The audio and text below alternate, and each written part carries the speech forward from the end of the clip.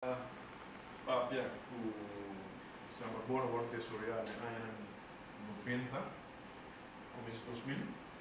Nós temos um tronco de terreno e a grens formal de propriedade de Samarbona Residence Development está aí, parte aqui. Já que não, nós temos 8 metros para a right of way e de right of way para a carretera. Nós temos 7 metros de espaço, nós temos 5 metros de buffer entre a casa e a ponta de carretera. O que sucede em Samarbona, de uma outra maneira, nós pedimos uitbreiding naar bij full-fledged 8 metros. Primeiro nós pedimos arriba e right of way. Tá tem uma vaca com portreto da mesma nós temos um peixe net 20 cm de muralha.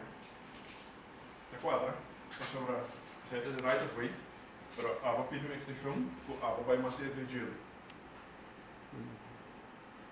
Essa é história que sucede. Mas sempre ga je in gaps dan ga ik zo zaken nog compra. Of in nooit naar regel, dan ga ik zaken denk uitbreiden. En die wordt dan zien.